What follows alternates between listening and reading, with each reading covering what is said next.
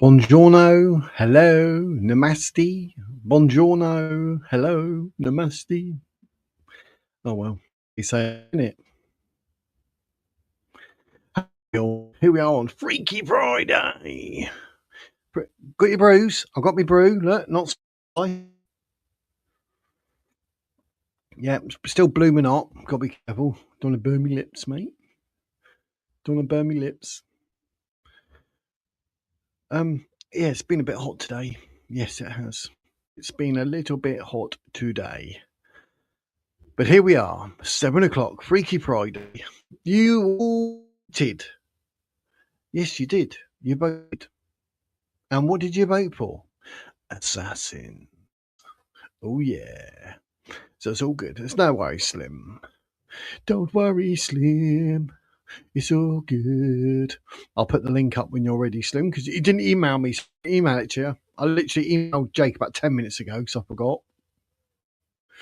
Yep, that's my forgetful face. But yeah, got a few things I can go through. I will be beginning with my top 10 most notorious assassins in history. And it's ranked on historical impact. But while we're waiting for everyone, there's not many people watching. That's good because I can go through the chat. I show you some nice photos of moi so you can have a giggle. Tell me which one you think's best, you know. So yeah, it's all good. So who are you? Who we got? We got Dunn. We say Dunn. We say Dunn. Not saying the last bit of your name, Geese. You'll probably get me banned. Slim's in the house. Lisa, hope you are well. Yeah, hope you get all the ladies in. They'll be able to tell me what they think of these photos I'm going to show you. Need to get feedback. Howdy, was in chat. How you doing, Alon? Bonjour, Alon. How you doing? Ollie the Green Witch. All in green, look. And it's in green. It's in green. We couldn't make it up. Was that the Green Witch spell? A member for 4 months. How about that? Thank you very much, Ollie. We love you. 4 months. No wonder you're a witch. You're like, you got the power. Happy days. And who else? Who else? Oh, we've got Grace. Grace in the house. Oh, happy days. And Bear. Bonjour, Bear. Is it overnight? You can say what you like in the chat. It all gets put up. But the assassin chat, there'll be Jake and I, and Slim is just sorting out some bikes and whatnot, and he'll be with us. So it's all good. I've got some photos to show you. Then I've got my top 10 most notorious assassins on historical impact to go through. And then Jake and Slim will take it away. Like you do. But yeah, because I know you want to see these photos. I know you do, because you can see them anyway, whether you like it or not. So while Jake's waiting there patiently, so I have to. Oh yeah, I haven't even done my headphones. That's what I was about to say. I'll get Jake up, and then I'll show you my photos, everybody. Have a little giggle.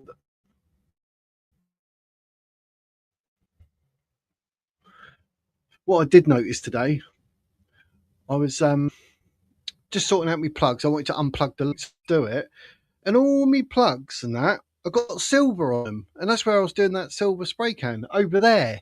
It come over here, landed on. I've got all like weird silver plugs. Weird. Maybe that's why my beard and my hair's silver. No, it's not grey. Shut up. Well, white, mate. Silver. Shut your face. Shut up. But anyway, right. Let's get Jake up. Then we'll me photos. Do me top 10, and then we'll go from there. Oh, Bobby's. Hey. Don't tell me, Bobby. I bet you knew Assassin. Only joking, mate. Only joking. Right. Get up. Hello. Sorry, that comment just made me laugh. All in the best possible taste. Hello. How are you doing? All good, mate. All good. Oh, I like it. Oh, I like Julian Dory. He's normally quite good. Who's he? I've never heard of him. Oh, he does. He talks to some people about all other like weird sort of stuff, conspiracies and UFOs and people that had jobs that they're not allowed to talk about, but they come onto his podcast and talk about it. Yeah. So, Oh, great. yeah. What do you have to say something like that for? Fillet Philip, sticks.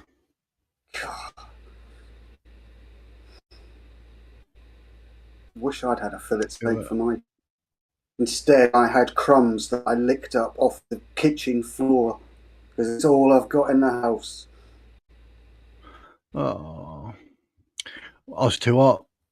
I was going jack potato. I was like, no, I had beef, tomato, and lettuce brown rolls instead. Oh, bit posh. Yes, yes. I only had 3. Yeah, so I was You'll be having avocado. filling. No, my avocado. Oh, is that right, Grace? That makes you very intelligent then, does it? I see. Of course you are. Being a postgraduate.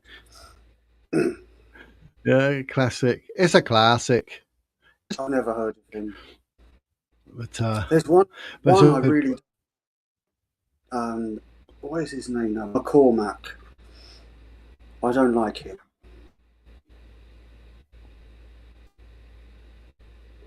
Talks too much fair about play. himself instead of letting guests talk. Well, I'm just about to talk about me, so Yeah. How do Trigger Christian? The triggered Christian who was on the line today. There was a bit of a bundle on the trolls today. Was it? I didn't see that. I was downstairs and Merlin decided to do a number 2 in the Oh carpet. no. Literally, the missus literally just washed the carpet today as well. Always the Matt, way, we're isn't it? supposed to, his big white mat thing.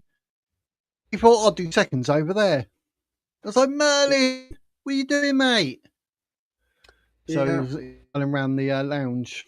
It's Yes, hilarious. mine occasionally do that by the bedroom door, which opened inwards. So of course you couldn't That's escape not it, good. get stuck on the door. That It is didn't not happen good, very mate. often enough to piss me off. I bet. That'd be. That's like one of those stupid electronic blooming Hoovers, isn't it? When it just a bit and walks it all around your house for you. That I've was. never actually. Oh, That sounds like some sort of oh wizardry to me. Sorcery.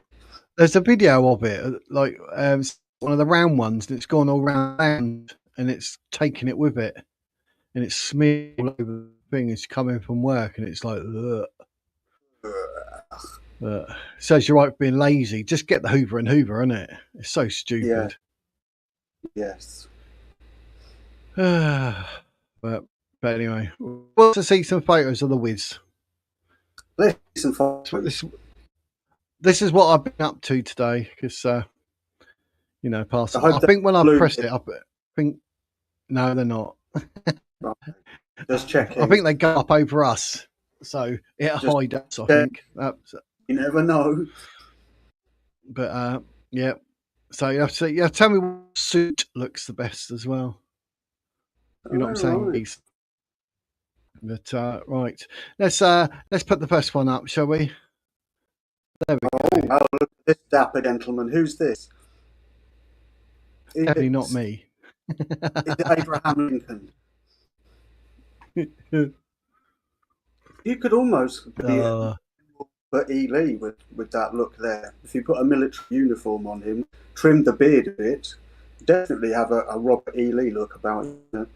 Nice tie too. Very appropriate colours. I approve. yeah. The next one, though, I've got a thing purple, but I actually get called Gandalf in life, mate. Hence why the beard oil I'm inventing is called Gandalf. Can't call it Gandalf because all the things. But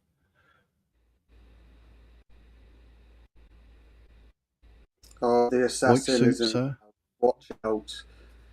Ah, the white suit, yes, the classic Liverpool FA Cup final suits. We all remember that one. Yeah, yeah, don't we? I think, Uh, well, see, I've a thing with guitars, you see, I have, let me show you what I mean. I have this, a black one, like this, but it also comes in the famous, but very rarely seen, white. I prefer white. nice. I prefer Yeah, it white does look nice. because it stands out, and but I think it takes a certain person to pull off white. And Yeah, what better way to pull it off than with a purple tie? I approve again. Julian Assange. No, geese. Yeah. Oi, But oi, geese. if you took the tie off and undone the shirt a bit, it would be very Miami Vice as well. Yeah. For the purple, I love purple. It's my favourite colour. Oh, well, I like purple, black, and white. They're my three Yeah, colours. I would say that they were fine. Black. But I would change white to silver though. Black. That All was good. me. That's like when I used to be on the doors. All in black. I used to wear a suit every All day. in black. But, ladies and gents, the tie, you think, purple. How about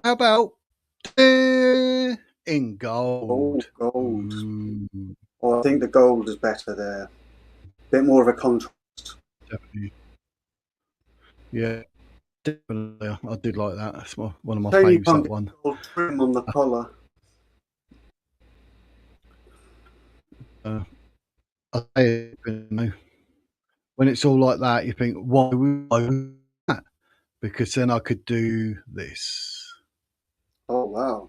Who's this bloke? I don't know this handsome fellow. Is he ZZ Top?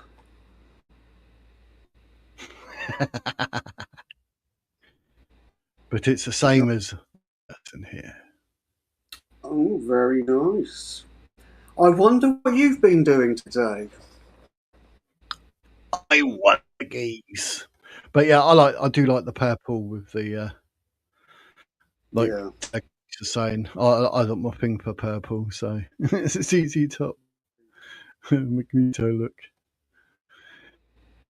Good. So yeah, I thought Yeah,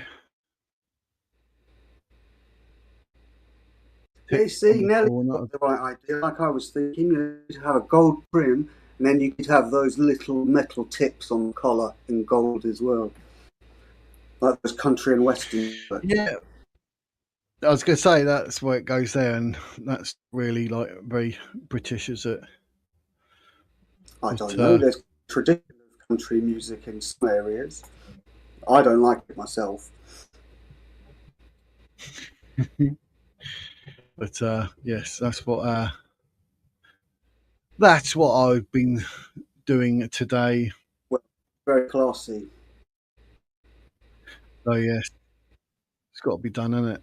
Past the time, but yeah, looking at I've been messing around like with the abracadabra, and then obviously two other products at the same stint.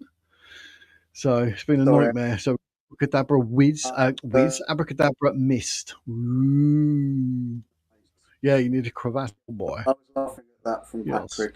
and a cigar. Don't say what you said last time, otherwise I've got to edit I it out say again. what I said last time. I Uh, promise. That's funny. I did edit it out. I don't know if you noticed, but yeah, I went to it and deleted about, I don't know, 10, 15 seconds. Just took that bit What? out. So What bit? I didn't. it looks like we're talking 1 minute, and the next bit it sort of cuts and goes, "Oh, have you just got me bad?" Everyone will be like, "What? Where's that from?" It's better that way. uh, Yes, see Patrick. but, Oh, and yeah, it's Dizzy. been a Oh, fun day. and Gary's come back. Good to see. Everybody's doing their thing.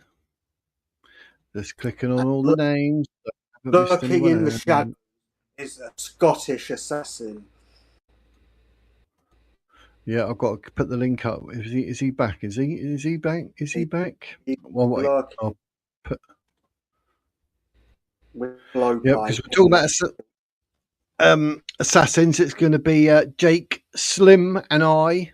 I will be putting the link up, so please do not follow it. Do not click on the link. It's only going to be for Slim because he didn't email me, so I couldn't send it to him. So yeah. That's Slim. Couldn't even muster up the decency to send an email. Very Oh no! unprofessional. I Very was like, unprofessional. he obviously doesn't want to do it. I thought, Yep. He but bloody well is doing it because it's his idea. yeah, everyone voted for Assassin, so you got it. You watch it, and I'm Yeah. going to start with a top 10 of notorious assassins, but they're actually ranked on historical impact. And when I've done this, there's a couple I genuinely I'd never heard of, and I'm like, they're actually like, you know, full on like notorious assassin. How come we've never heard of them? And I thought that was a bit weird. How how notorious are they? Are they notorious enough that you have to play Duran Duran? Or who knows? I don't know if they're notorious at all in the eyes of many people. They'll be like, "Oh yeah, the hero." Well, it'd be What? interesting to see who they are and see how many of them we actually know. Indeed, indeed. Like number two made me laugh because I was like, "Oh my!" That I don't know if you watched a series called Bones with No. the woman. She does Bones and the FBI agent is Booth, and he gets to do something like regards being a secret agent for a bit because with the president and that. And because his name's Booth, I didn't twig until today when I was looking at this. I was like, wait, that's what they're on about. Because they're saying they didn't think he'd get the authority because of his dad trying to assassinate the president. I was like, You what? see, this, I know where they got that from now.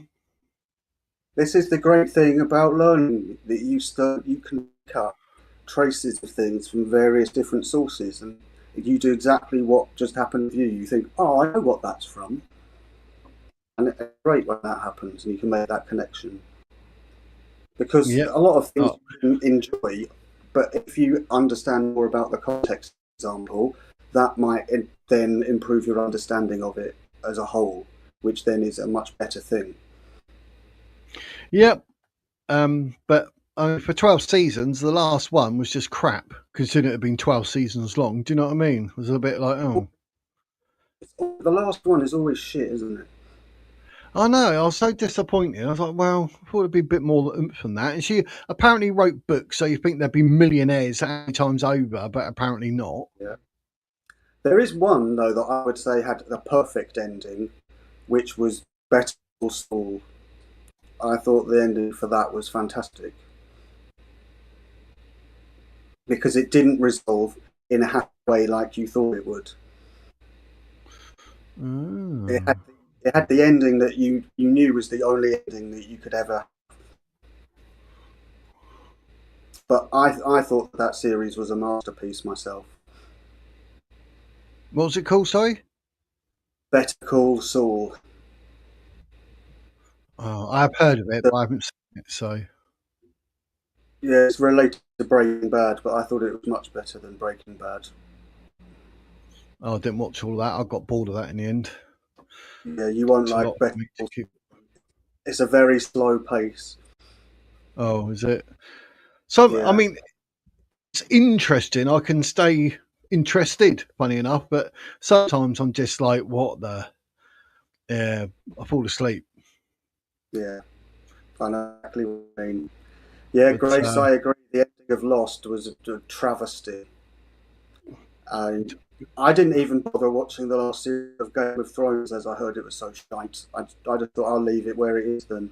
I'm not going to lower myself and watch it. I didn't even think what I had seen was particularly great, so I didn't feel I was missing out. But when how long something did gets that go universal, on for? I got bored after season two. I don't know Jimmy, how it was. 7, I think, something like that. Oh, was it? No, I got bored with that. Oh, Vikings, I was glued to that, and Sons of Anarchy. Yeah, But I tried with Sons of Anarchy, and I don't know why, I just couldn't get on with it. I've never tried Vikings. uh, Vikings, I was riveted to that. But Sons of Anarchy, there were a few of the episodes, admittedly, I was a bit like, you sort of in and out of consciousness or something. But, as a whole, it's worth watching. But Yeah. But we all have our own tastes and what we like, and what one person thinks is brilliant, someone else thinks is a pile of shit. yeah, but like even with Bones, as much as Vikings, I think that's 6 seasons. But if you turn around and say every single one was brilliant, the chances are they're telling porkies, because you don't do 6, 7, 8, 12 seasons and every single one's brilliant. It's That's just no. true. I mean, to be honest, I don't really watch TV that often, and the only time I've watched series like that was when I wasn't very well and just literally sat on a couch off face on drugs all day long that were medicinal and just staring at a TV, watching a lot of TV series that I can't really remember. But I Yeah. remember Hey, you probably did the same yourself. yeah. Last King's good. I like that. I'm Uthred, son of Uthred. Makes Yeah, you laugh. I don't know But it. but But yeah, I like anything like that that's Viking related and whatnot. It was good. With I like Ethelstan, God a good knows what. story. Like anyone, really. I like a good story that's told well. I don't care if it's about if it's, as long as it's Yeah, done well and it's a good story, then I'll be interested in it. And there are a lot of things I find today are just shit. I just don't like things that are really fast edited. I don't like it when they have loads of loud music on. I like an actual story that you can get into and unfold gradually. But I appreciate that a lot of people like that fast paced, fast action. They want that instant gratification. yep. Oh, yeah. I deleted all my stuff, like media and that. It was the Silver Viking. I got that because people would call me on the door, as well as Wizard, obviously. But Yeah, yes. But I've got me 23andMe test to go. You never know. It might be Nordic. Who knows? But you could well be. there's a series on Netflix called Manifest, when they're on an aeroplane and it's been Oh, I missing think 7 years and then it lands. what have I seen? It wasn't that I watched. No, it was one. They had Idris Elba in it. The one I saw where a plane got Oh no, hijacked. Different no, one. not that one. But Manifest, if you've not seen it, watch it. Like, it goes on and on and on. Do you know what I mean? It's got nice loads of it, and they're working it all out and this and that and coming back, and like if you're evil, you get evaporated type, or God or Mm. whatever. But yeah, the way it ends, it's just brilliant. But I liked it because the woman in it, she's literally got a mole on her face, exactly the same place as me. I had to Google with that member to be related. I couldn't believe That's it. a I was, cause, for liking it. yeah, it's supposed to be a sign of beauty, that unless people were lying to me when I was a kid. Yeah, yeah. But, I don't think they were. I mean, I it's think if you think of somebody like Cindy Crawford, it's very difficult to imagine her without one. yeah. Plane What wing. happened to The back of the plane comes off. Yeah. what happens? I What happened to Madonna's mole? remember Adrian Mole, but I don't know anything else. But, Adrian Mole, yes, that was funny. I had more fights over my mole than anything else. Really? Yeah, kids being nasty. Bop. Well, I hope they taught a very stern lesson. Yep. I called Yeah, one had blonde hair, like it was bobbed, and it was a bloke, and I called him Onion Head after he took the mick out of mine, and then he flipped at me because I called him Onion. But I said, "That's all you say about my mole, then, is it?" So we had a fight. So there you go. Shut him up. did it work out well for you? Yep. It Yeah, I did. thought it might do. It's not really But, a good idea yeah, to take this out of a mole on somebody's when they're 6'6". yeah, I was a bit bigger for my age back then when I was in school. Even I, then, do you know I what I mean? I would was taller. I certainly do that. They should at least wait till I was at the end of the road.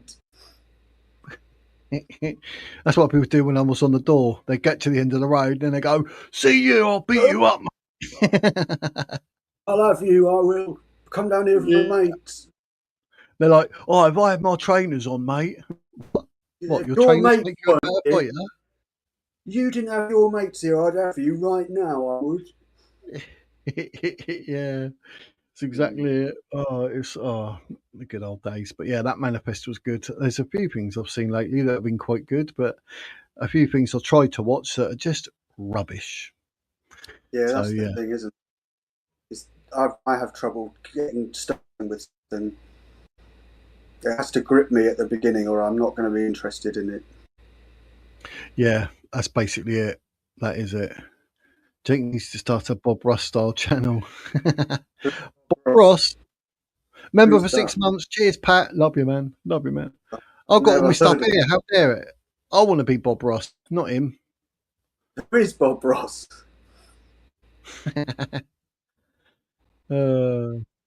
No, seriously, I've never heard of him. have you not? No, Yeah, you have. who? Yeah, you have. The joy I've of painting. not. Who? Yeah, you have. Happy I've little not. accidents. I've never heard of Bob Ross. Yeah, you have. I'm not out of voice, but um, that Oh, he's a reminds me, painter. Ross. Ah, thank you, Yes, chat. Thank you, chat, for you kind people. landscape. I see. No, don't know His him. paintings are worth about 10 grand a pop. Oh, right. Well, I don't know Everybody why should I know would that. say that. I don't know how to paint. Jason, the place 2 months. Cheers, mate. Love you, mate. Appreciate it, geez. I'll tell you what though. Paint? Um, who's that Mick Jagger? Do you know Mick Jagger? He slept with every single supermodel apart from Kate Moss because Really? apparently Rolling Stone gathers no moss. Uh, yes, very good. Yes. Yes, Mick Jagger has a very small penis, apparently. That's what Keith Richards said. They fell out for years afterwards. No, that's true. Wow. Yeah, that's not good. He probably has. Also, What I don't, why you never ever hear people say, Mick Jagger, he's a paedophile. Keith Richards, he's a paedophile. Bill Wyman, he was a paedophile. Don't hear people say that. Yet Bill and that Wyman Smith with Tyler geezer? Oh, Mandy Smith was 13. Mick and Keith in the 60s would stand outside their gig and they would be there with their roadies and they would point to the girls and they'd go, I want that one, that one. They didn't care how old they were. They didn't ask how old they were, but yet you never hear people like that get called out as nonces. They were definitely nonces under today's standards anyway. yep. Yep, it sure does. Yep. So I saw something and it made me chuckle. But a woman got asked. She said, "Why do men have two heads and don't know how to use either of them?" And the girl turned around and went, "Well, the same reason that women have four lips and can't keep them closed." I was like, That's, "You're marvelous." that is a good one. Uh, Deary me. I spat coffee at the person I'm looking after because of the whiz. Sorry. Good. Uh, Glad you're treating this them one, well. I wrote down. I gave you my Jewish joke yesterday, right? I actually got like a couple here, right? Come on, before we get on with the assassins and the serious stuff, right? There's where are we? Where are we? Where are we? The kid get asked, What's the difference between our dad's generation and our generation? And he said, I had Wonder Woman, and today you wonder what a woman is. Yeah, that is a good one. And it says, what does buying a sandwich and buying a hooker have in common? Pass. Both could be avoided if your wife was doing her job properly. That was a woman Yes, who said that. Oh, I was in stitches. But very yeah. Oh, right, the joy. Joy, the hearing. joy. It's funny as. Right, I'll go through my tucked up whiz. They're not my jokes. I just saw them. I thought the Jewish joke yesterday was funny. Outrageous whiz. It was Uh, outrageous. Nearly fell I, over. I'm back in the day when you used to get and actually say like, well, why have women got small feet? Because they can get closer to the kitchen sink. You're allowed to say all that back in the day. Do you know what I mean? Yeah. But And wasn't it better as well back then? hey, It was better back then. yeah, it Much was. better.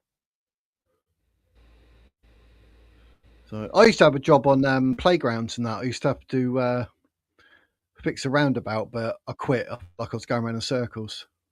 Uh, I should have seen that one coming, really, shouldn't I? Should have put specs on, mate. Should have gone Specsavers. Yeah. But yeah. So I saw a job. It said wanted astronaut must be willing to travel.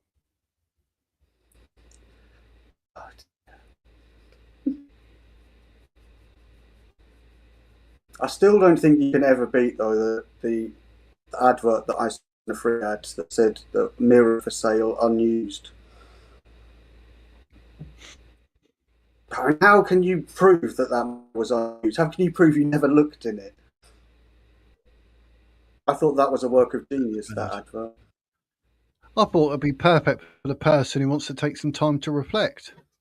Yeah, yeah, that's true. Yeah, they don't really, do they? Insults. Yeah, the good old days. Yeah. But right, let's get on with the old thingy. Right, I'm gonna go for my 10, and then Slim. I'll put the link up, Slim, and you come up with Jake and that. Finish your, But finish your haggis and get that iron brew down. YouTube Shorts, actually, it popped up. It was hilarious. I was a bit like what's it called? Ollie earlier. I like this spat me brew out with some of them. It just made me chuckle. I like a sense of humour. Do you know what I mean? Without all this wokey rubbish and someone's offended. You chose to take offence, and I need my offence. It's my boundary. Put it back. Yeah, You know what have I mean? that. Yeah. Take that and Go. party. Back in it. Take that. What a name for a Yeah, band. Take that. Take that. Oh, take that. How gay. they were very gay when Mm. they first came out, I seem to recall. I'm sure there was a video of them where they were rubbing jelly on each other. It was very, very homosexual. I didn't approve of it. Yeah. It's They not can good. do that sort of thing. Just do it off camera where I don't have to see it. Bob Marley sandwich, his favourite, was with jam in. I know that one. Yep, that's a dad joke, isn't it? Everyone knows that one. Right, there's Yeah. the link. Right, get on with these. We need to get on with this. We keep getting sidetracked, and we're going to get our asses kicked, and everyone moaning. Right, top 10, ladies and gents.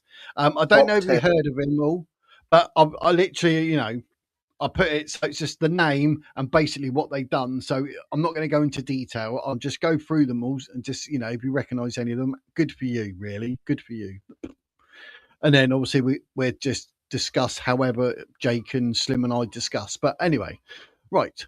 Number one, Gavrilo Princip. Oh, yes, that's a Assassinated. classic. You know that one. He Yes, knows that's it. He assassinated I'll who? talk about him later. Yep. Duke Franz Ferdinand triggering World War One. How naughty. Number two, Very nice. Number if you watch two. Bones, John Wilkes Booth, Oh, yes, I know US him. President Abraham Lincoln. Yes, he's in my thesis because I'm Ooh. writing about Here the Civil War. the bit I took out was altering Reconstruction and American civil rights trajectory. You could put that, I suppose. There's Lee Harvey Oswald. We all know that. JFK. Good one. Ramon Mercedes. I assume you say it like that. I don't know. Don't know who that is. He murdered Leon Trotsky with an ice axe, shifting global socialist politics. In Mexico, yes. Yep. Sirhan. Oh, yes, one of my favourites. That was Robert F. Kennedy, influenced the 1968 US election. There's James Earl Ray. Do you know him? It sounds familiar, but it's not ringing any bells. Martin Luther King. Ah, yes. Devastating the civil rights movement. Yes. Naparam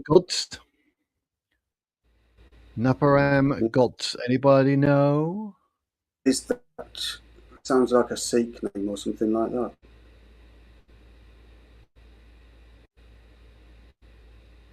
No, I know who it is. Causing national upheaval in India. Oh, well, I wasn't far off. Who did they assassinate? Gandhi. Yes, well done. Yes, I thought you were going to get it. Well done. That was good. Thank you. You might not get this one though. I can't even say the name. Sogaman Telerian. Okay, so that sounds a bit Arabic. The person he assassinated was the architect of the Armenian genocide. No, I don't know who that is then. That'll be some Turkish bloke. Yeah, Talat Pasha. Never heard of that one myself. You're going to know this one. Slim, you'll be up after. I'll just do my last two bits. Slim probably know this one as well as you. Mark David Chapman. Oh, yes. He killed Paul McCartney. No, he did. He killed John Lennon, obviously, and he had the Catcher in the Rye in his pocket at the time. Yep, and this last one, Richard the Iceman Kudlinski. It just said infamous contract killer with multiple victims cited in criminal history lists. So basically an infamous contract killer. So there we go. But they're the top 10. Yeah. Hello, Slim. Hello there. How's your See, I'm bilingual. I can speak English and Scottish. Hello. That's one better than me. I can't even speak English. How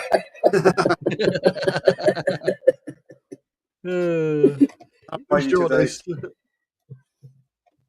Are you surviving up there in the Arctic? Well, the weather has been rather nice, in fact. Rather clement, to be honest. It's been, really? It does look quite bright behind you. It's been a welcome change. It has been a welcome change. The framing is different on the camera. I'm just sorting out the framing. Yes. Greetings, one and all. Ready for the heat? And in response to Wiz, I did see the vote on the Wiz's channel, so I didn't feel the need to email you. Although I was a bit confused as to whether we were going to be focusing on the assassins themselves or the assassinations. But I have pulled up a few lists and done a bit of research on the subject. Yeah, we can go either, whichever way it goes. It's fine. I thought I'll go through the top 10 like I just did, so people know like they're there. But, however, psychology of or it would be like to be an assassin. Because it was all glamorized and whatnot. Do you know what I mean? And people, oh yeah, £1 million for a hit, mate. No, that's very few of them get away with it. If you're a contract killer, that would be a fascinating thing to actually understand what the psychology is like, how somebody goes to do that. Because if somebody is in prison and they're a contract killer, it's a very different environment from somebody who's on the outside and doing it, working for people. Yep. Yes. Tends to be in gangland, doesn't it, if they're doing contract killings? But I thought we could just mention briefly one that came up earlier on with what is now is the first one on the list. The Serbian chap, Princip, I think his name is, and he was a Serbian nationalist. I think he worked for a terrorist group called the Black Hand or something like that, and he wanted Serbia to become a national state outside of Yugoslavia. And what is really fascinating about that particular murder is, what does that have to do with us? Absolutely bugger all. But because of that murder, the death of Archduke Franz Ferdinand from Austria-Hungary, it meant that the Austrian-Hungarian Empire then faced mobilization from Russian troops who wanted to take over there. So you had Austria-Hungary and then Germany, who were their allies, joining together, and they arranged that they were going to take on the Russians. And Germany at the same time thought, well, we'll take on the French. And Britain had a treaty with Belgium that said if they were attacked, we would join the war. And so, really, hang on a sec, Slim. Hang on a sec. I know there's lots to say, but really, it just goes to show that one action is very much like the butterfly effect where it's very visible in that one action led to several other actions that ultimately led to one of the greatest atrocities that we've ever seen, which in itself is the greatest atrocity that we've ever seen 20 odd years later. My apologies, Slim. Not at all. That is one of the ones I studied prior to looking into this for The Wiz and his channel. And there's an odd situation that actually came to light in that. The whole situation, pretty much, there was a pivotal factor that created the whole First World War, and it was a slow postal service. Really? The Ruskies were waiting for confirmation and information from the situation in Central Europe. But being as in that time period, the postal service was overland by steam train and pack mule sort of thing. It took weeks for official confirmation for what was happening on the ground. So the Russian Tsar at the time, he jumped the gun, as it were, and kicked off the whole First World War completely unnecessarily. The whole thing was pivoting on a slow postal service that destroyed millions of lives. It did. It also destroyed, I think, the fabric and the order of European society in a way that it led to the downfall of the Romanovs.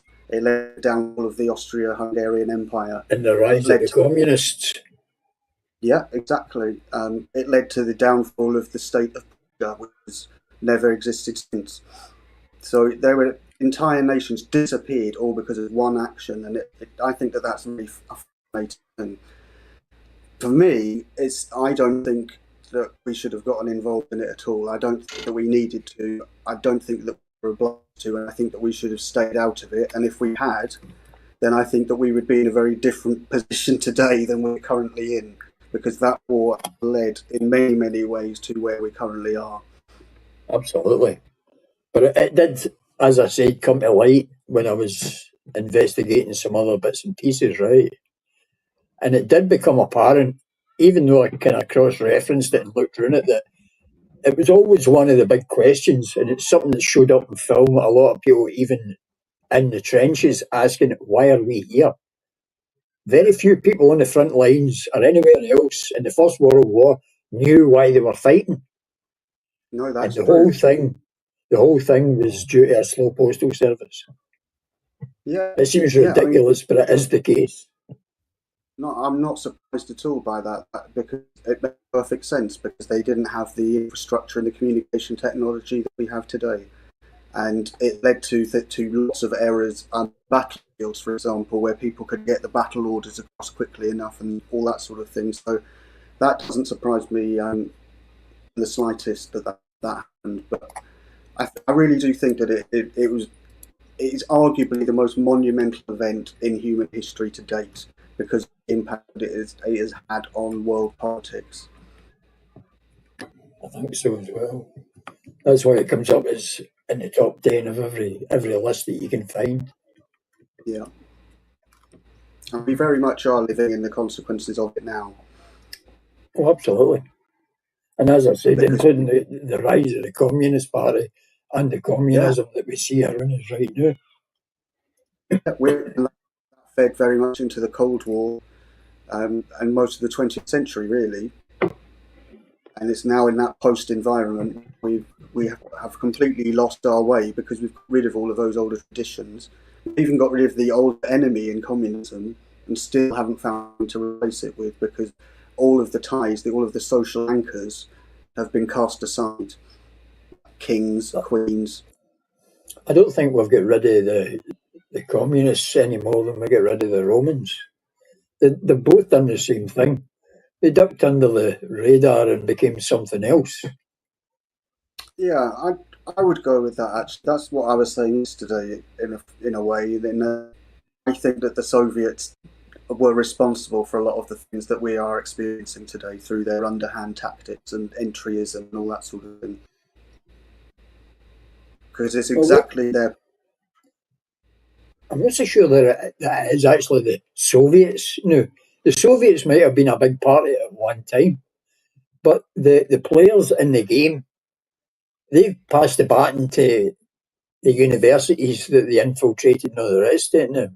So the universities and such like the long march through the institutions is all but complete.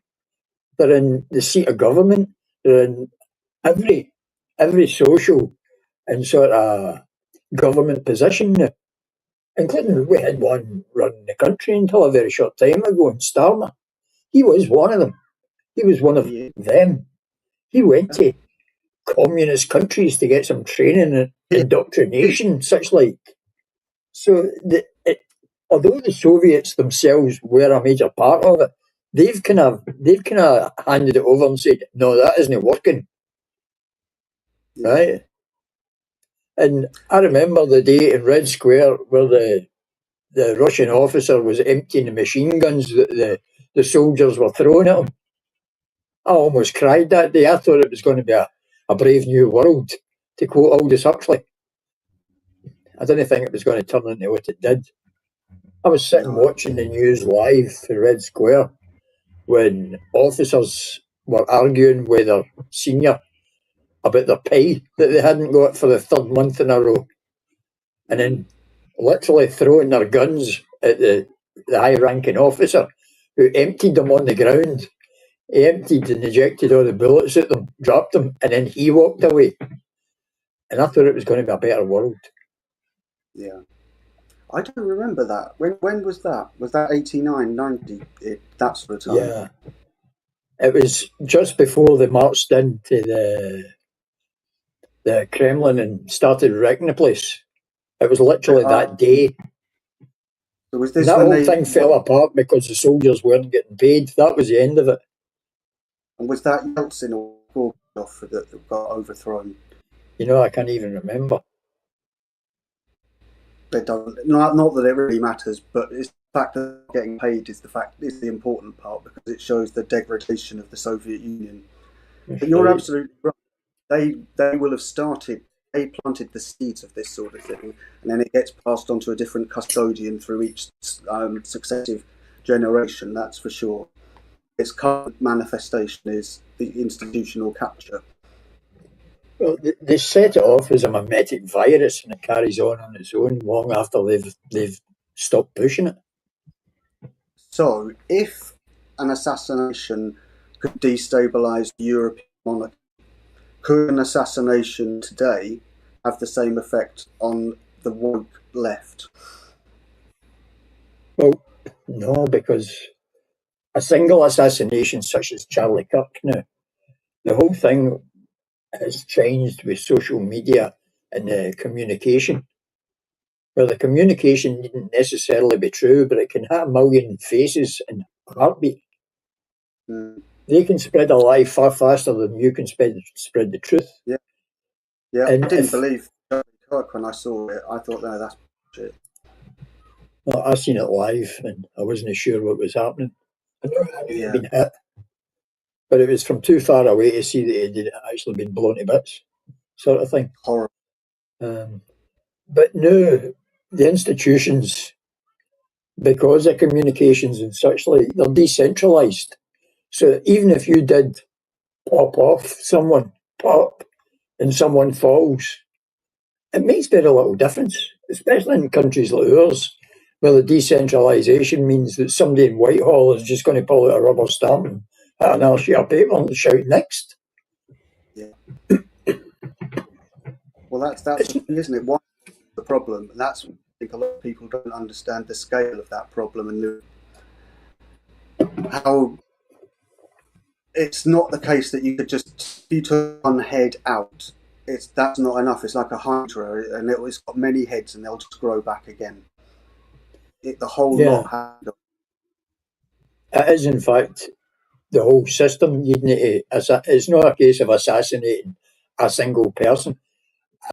The assassination of a single person might, in this day and age, change a lot of opinions, shock a lot of people, and start some fighting in the street. But by the nature of the communications and the technology associated with it, you're actually in a position where you'd have to, if you liken it to the American strikes, you'd have to bunker bust every single detail of the communication structure, the defensive structure, and all the establishments all in a one-up. Because like I said, if you've got one or two guys sitting in Whitehall and this is all going on, they look out the window and say, they just pick up the phone and say, hello, Uncle Sam, we need to ship out these people in the helicopters or show up and take them to some foreign base and they'll be running the country in exile, for instance. It's a different world we live in. But it's not something that is impossible, though, because it has happened. We had the Russian Revolution, we had the French Revolution. This country isn't known for its revolutions, but we did have a revolution of sorts, where we had Cromwell take over after chopping off Charles I's head. Well, obviously, we thought better of it, but there is precedent for massive and systemic change in one go. My issue with that is it destabilises the entire country, and every single revolution has a period of tyranny that follows, because you have to establish power of that tyranny and expel and kill all of the enemy that were already existing. We need to remember first off that revolution is a rotation. It's not a complete overall system. It's a circle that goes back to start and starts over again, where you've got one group in power, they maybe get tyrannical, the other group in power comes along and builds up their strength, and then that circle keeps going round. It is revolution, no evolution. So that's the first thing. Revolutions come and go. They go up and down like the waves in an ocean. There's also the state that when it was Cromwell involved, he actually had the whole of Parliament. He'd done it through the system and he voted. So he'd actually tried and done everything possible within the system before doing anything. And he was given power to do what he did. That's a really good point there. So would you say that he pushed the system to its absolute limit to get to see if the system could deliver what he wanted, and because it couldn't, then take that extreme measure with the king? Well, it is in fact the case that he pushed the system beyond it, because the king was threatening him. The opposing parties within Parliament were actually trying to get him done in, as it were, before it. But he had more support than his opposing groups. And he had support for the lower orders, and there's more of them. True. As I have said before, for we are a colossus, and we can trample them underfoot without breaking our stride. I'm very ambivalent about Cromwell myself. I don't like the fact that he destroyed the monarchy, and I also think that what he did in Ireland was absolutely appalling and never be forgiven for that. He's generally regarded as a monster, isn't he? I'm not defending him, I'm just talking about the situation. You No, of don't have to course. defend somebody to be talking reasonably about a situation or a person. A lot of people Absolutely. I don't agree with, but I'm willing to talk to them in a civil fashion. Absolutely. No, I think it's an interesting point with that one, because that shows that, I think what it shows us is that a revolution is possible, but those sorts of revolutions are not what is necessary for right now. What would be necessary for right now is a cultural revolution and a systemic revolution, not a bloody revolution. As much as it would be great to expel all the lefties, we're not going to be able to do that. But we can find ways where we regulate better. Personally, I don't think there's any benefit whatsoever to an armed revolt at this time in our history. We've created so much that would be destroyed, and perhaps for generations, perhaps forever, we would destroy the whole infrastructure of a country that's taken us thousands of years to create what it is now. We would never get it back. Not all of it anyway. I think that we're actually in World War III right now. I think that we're seeing invading troops taking over countries. We just haven't seen the armed part of it yet because they haven't been given the signal. Everything is in place. It literally is a Trojan horse right in front of us. It's not even Agreed. a Trojan horse blatantly there. Agreed. The enemy's inside the city, right? Or, as I said earlier, the orcs are in the shires. Yeah. But even then, just like Cromwell, we need to do our best in the ballot box so that we can do these things in an orderly fashion with the support of the state behind us. Because if we don't have that support, you are then opposing the government, you're opposing Whitehall, you're opposing the police, you're opposing the army, and you're opposing the orcs. We need those people to be on our side so that the only people we're actually opposing are the orcs. And then maybe with that unified front, it'll be a far easier task. And it would. And we don't have an army. We don't Sorry? have that. We don't have an army, really. I mean, the only way I think we could raise an army is you'd have to have conscription and you'd have to have national service. Because we just haven't got the numbers. We haven't got the budget either. Well, if we had a unified front, guns aren't actually that expensive when bought in bulk. All you need is a scarf and a firearm, and you've got an army. I'll have a couple of these. You know? I mean, if it comes to it, most people would be able to arm themselves if given the opportunity. If that's where it comes, you know, a lot of people would be able to stump up a couple of £100 for their own pop gun. Do you think that will? I mean, where you are up in Glasgow, do you think that that's something that's likely to happen in your city, or is it not really on the cards?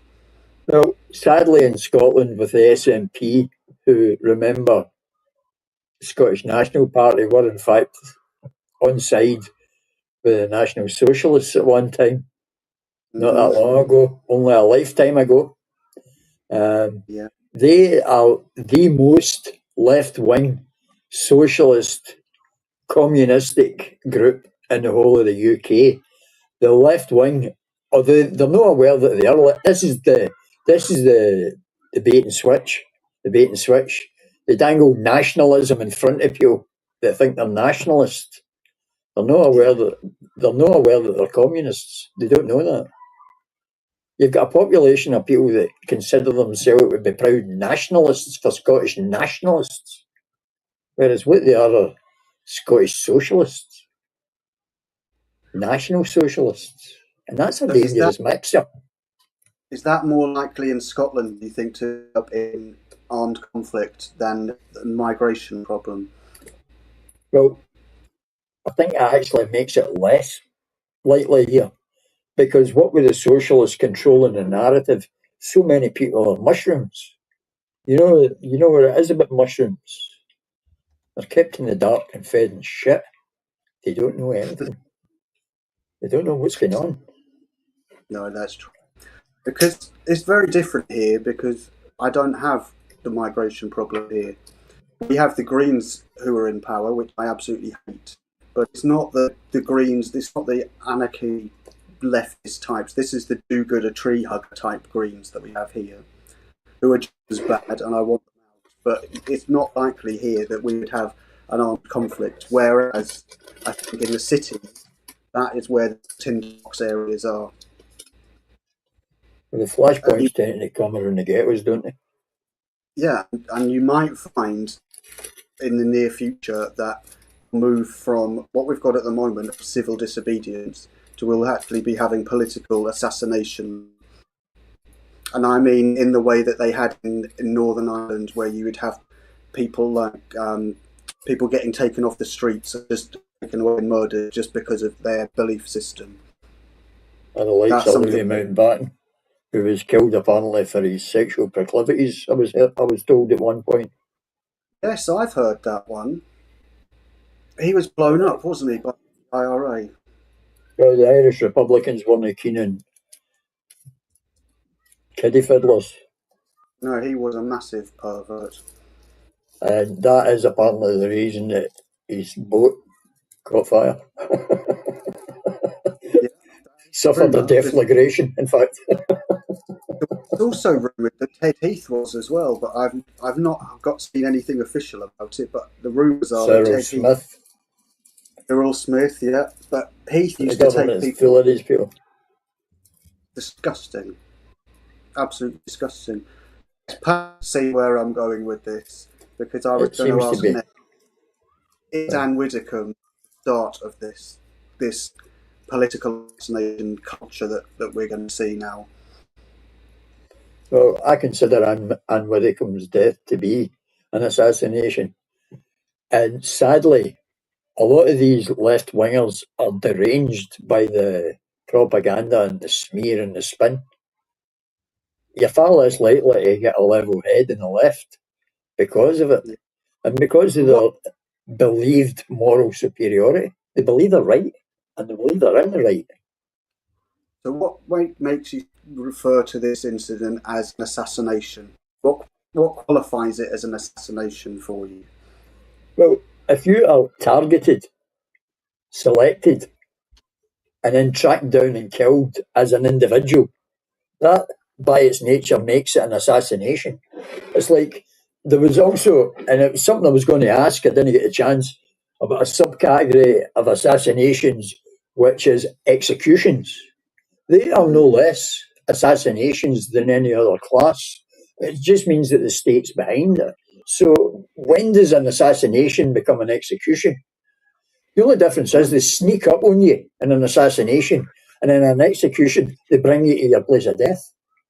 I don't see a big difference myself. No, that's a really good point, especially if you were to look at somebody like Bin Laden and the way that he was killed. I've got him on one of the lists.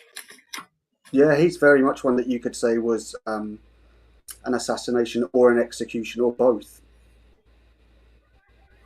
But if the state does it, it's an execution, right? If you do it to the state, it's an assassination. It's just a category shift to show that one of them's wrong. You know, an assassination's wrong, and an execution is righteous. Yes, it's a way to control the narrative. Yeah, so it's a way of using semantics to make a moral judgment, which is a very interesting distinction. So if Anne Widdecombe's murder is an assassination, do you think that the story that we've been told about it is the correct one, or do you think that there's more to it? Well, I've no doubt that the story, from the end, it depends where you take the story. There is a lot in the run-up to that. There's a lot of propaganda, smear, words said and all the rest of it that led to that situation, right, where somebody's sitting in their house and says, she's copping it, I'm going to do her in. Anne Widdecombe had a great history of speaking up about her beliefs. No, there was nothing wrong with her beliefs. They were good through all of human history until about 6 or 7 years ago. Yes, They were seen as moral and clean. I just think it's one of the most shocking things that I've ever heard about. I mean, the manner of it is what is so shocking. I mean, it's the person and the manner of it that does it. I mean, if that had been Colonel Gaddafi, you got his head smashed in with a hammer, you'd say fair enough. But and it's appalling. No, I'm sure we would. This is one of the things that you need to remember. You mentioned Gaddafi. No, I'm not going to claim to be a Gaddafi fan, right? But just like a lot of these other people, it depends on what side of that fence you're looking from. He had supporters, people that loved him and cared about him, right? Now, that martyred him in the eyes of his people. Just like Anne Widdecombe has become a martyr as such in the eyes of the right. And this is what creates these feuds that go on for generations. Now, I think, see for all the bullshit and lies that get spouted, I think the right, obviously, by their lack of violence, by their decency, by their honesty, when it comes to even the communications. If you watch any communication, any sort of debate, the left are the first ones to start fibbing, obfuscating, telling things that might not be quite true, and then trying to shame others. They do that because they're in a dangerous position where a lot of the activities of the people around them are shameful. True.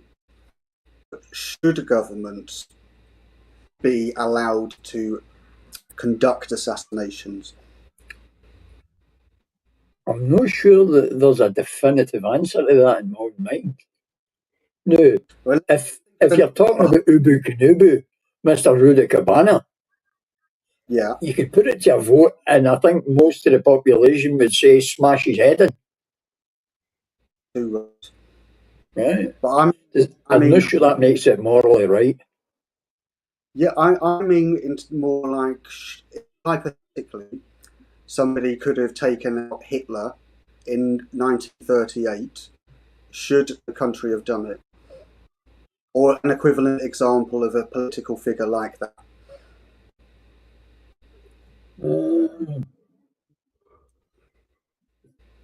Because it's a tough decision, isn't it? It's not so much, and it's easy to make a decision based on an opinion. And I would have taken him out in 1933, before his name was even known. When he first got into power. Right. When he first started his rhetoric in the beer halls. So you're saying then, you think that it would have been right for the government to have taken him out at that time because of the threat he then posed to us later on.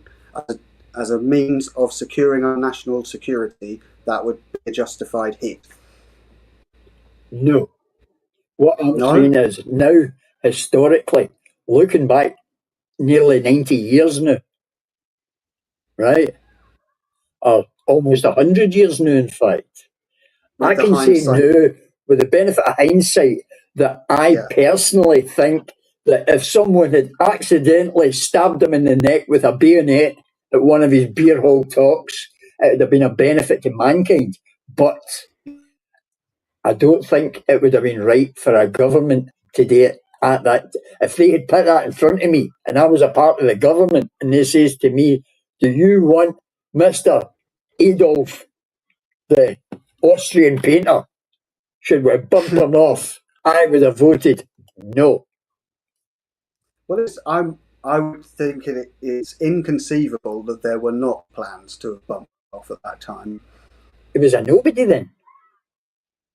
It would have happened at some point, I think. Well, at that time, the time I'm talking about, he was a nobody giving talks in beer halls to 30 and 40 people. Yeah. But it grew quickly. So who was he then? Now, if you're going to decide that your government can bump someone off, right, There's a fallacy known as the slippery slope fallacy, which I don't believe is a fallacy. It's a reality. In what way? Well, you say it's okay to do that. A troublemaker, a loudmouth, a malcontent, and many other people get categorised as a malcontent, a troublemaker, a dodgy character, a big mouth. True. That's where the slippery slope fallacy isn't a fallacy. Good point. I wondered if we could slightly change the topic here and move to somewhere that is a very significant cultural value to Scotland and England, which was one of the most famous assassinations, the one of Beth. Because that, although it might not seem important to us in terms of our own monarchy, the play itself is a reflection of the time it was written in. I won't bore everyone with the details of that, but it was written to appease the new king. But what's fascinating with Macbeth is, firstly, he's the loyal soldier, and it's his wife that makes him do it. It's not his own ambition. It's his wife makes him do it because she believes in the prophecy that's been given to him by 3 witches. When he goes to murder the king, he hallucinates with a dagger in front of him to show that his mental state is all over the place. And then when he does take power, he then becomes a tyrant because it's the only way that he can stop people from attacking him. And because he's not meant to be the person on the throne, he's not God's representative individual. Ultimately, he's disturbed a natural order, so he then has to be replaced. So the assassination in there is really about his hubris and his pride that came through his wife telling him he was better than he was, but yet he tried to be something that he wasn't able to be, which ruined the whole of Scotland at that time.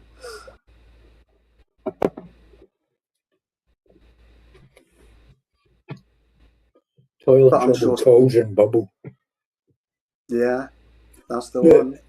I'm no an expert on Macbeth. I barely know the story, is the truth, right? But people are always the problem in politics, because if you look at any political philosophy, it's almost perfect, isn't it? People tell you communism's perfect, it's just never been done right. I would argue that communism has been done right on every occasion. I would. I think it's the same with Islam, because they use the same argument. Oh, that's not real Islam. Oh, that wasn't real communism. Well, Islam is a theocracy, and there is a big difference. There is. But it's the no true Scotsman fallacy. Yeah, to some degree, that all these political ideologies, whether theocratic or political in nature, have the same problem, where people with too much ego, too much gall, can actually create horrible situations. And if you're going to be the sort of person that will work with the state in a negative fashion, i.e. you want to get rid of your political opponents or even just silence your political opponents through the state, these things work only in one direction, because the establishment itself has a bias, an inbuilt bias. The current bias in Britain, all of Britain, in fact, is left-wing because of the slow march through the institutions and the university infiltrations. Now, every university, although they claim it's all right-wing and they're all being right-wing to death, every university and government establishment has a left-wing bias. Would you agree with that? It does, absolutely, yeah. I mean, it's not something I've come across with myself with my university, from the thing that I had to put in marginalised voices, which I didn't want to have to do. But that was just a minor incident. I once had a debate there with the librarian about what decolonising the curriculum meant and how I didn't like the sound of it. But it's not something I've really experienced myself. But what I think is quite clearly happening is that entire industry has been focused on producing indoctrinated people. But I think it depends what subject they're doing, because it's not the sciences where this is happening. It's things like social science, humanities, arts departments.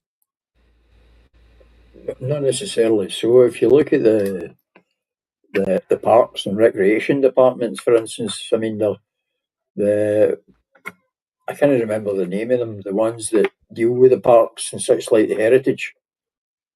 I was a member of it until not long ago as well. Yeah, National Heritage. National Heritage. They've been taken over by it. They're getting rid of displays, museums and all the rest of it because they think it's racist or it's... For me, these are the things that should be in museums so you can see how the changes have occurred over our past. What? It's like people wouldn't want to show a picture of Hitler, right, or a swastika. See, without knowing what it looks like, how can you know what it created? Yeah, exactly. And that's why I went shopping yesterday, and every single person in there is white. All of the pictures Tesco have got up around the place have all got black people on them.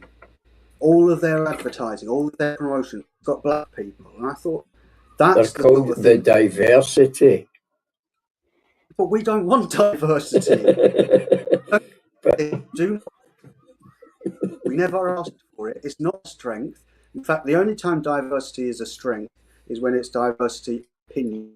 When you have diversity of culture, there are many studies in sociology that show that exposure to more cultures make people more racist rather than less.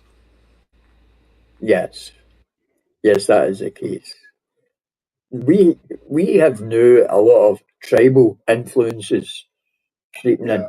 You're watching people fighting in the street for arguments that have been going on since Botswana, Andhra Pradesh. I mean, why are people fighting in my street over something that happened in Andhra Pradesh 150 years ago? It sounds ludicrous, though, doesn't it? But these are the... Yes, because it is ludicrous. Now, Triggered Christian has mentioned here about Charlie Kirk. What do you think that was all about? Actually, Wiz, you've been very quiet today. What do you think about the Charlie Kirk incident?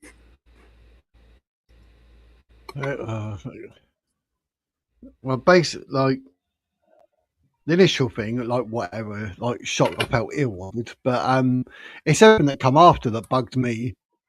Like, there's how many videos? 300,000 views. Like, he wasn't shot here, he was shot from here, and it was shot from over there, and it's around here, and it hit him here and went up there, and now he's not dead, and this and that. Like, shut up. Just shut up. Yeah. It's like, what are you on about? Like, you're going to make a conspiracy out of a bloke's assassination. Like, it balls me. It really balls me. And I'm like, shut up. I ain't got time of day for it. I know Triggered and whatever's saying in the chat, and I'm just ignoring that. Anything to do with Charlie Kirk, I'm just like, we know what happened.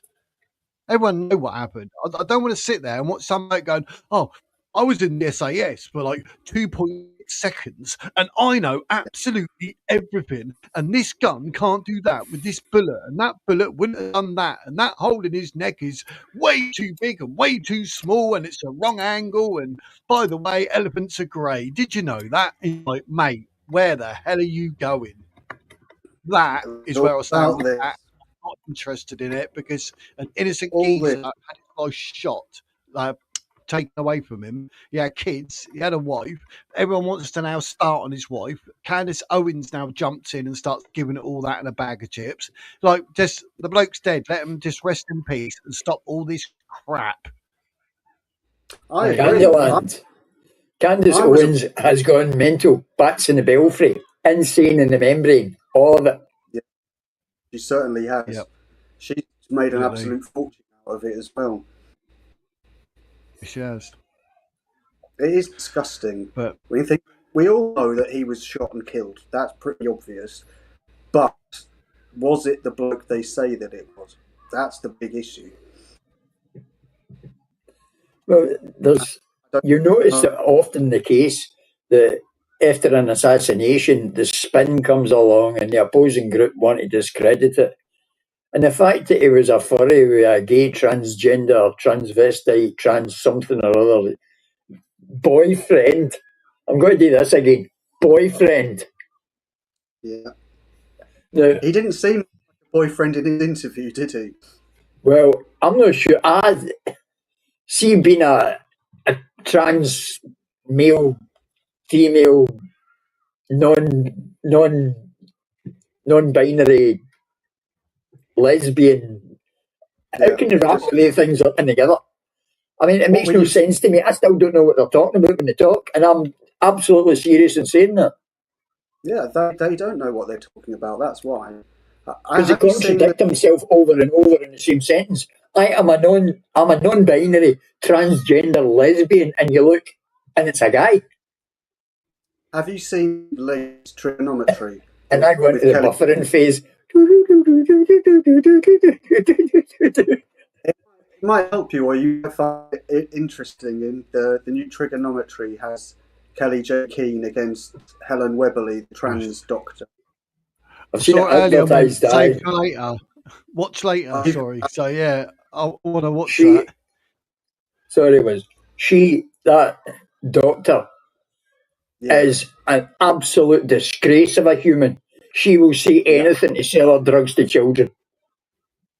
The very reason why she got struck off. She doesn't mention that in the interview. She just says that she doesn't work as a GP anymore. She'll do anything to sell those horrible chemicals to kids. I see her as no more than a junkie selling drugs to children. In fact, she's worse. Because heroin's actually quite, believe it or not, harmless if you stop using it. Those drugs will destroy those children's lives forever. Yeah, that's what I was going to say, that takes away their life before they've even had a life to live. But you're right about when, yes, if people get off it, then they can have a healthy and fulfilling life. But even if you've taken puberty blockers, they say it's reversible. It isn't reversible. It's not. How can it possibly be? Yeah, but it doesn't make sense. The whole scenario does not make sense, right? Think about it. Right? You're a young lad. You know, you're obviously going to be gay because you got beg your pardon. You're like, I want to be a woman, or I should have been a woman, and God made a mistake. I'm in the wrong body. Said no one ever. But how do you know that though? Right? If you're a man, how do you know as a man what it is like to feel like a woman when you've never been one? How can you know that you're in the wrong body?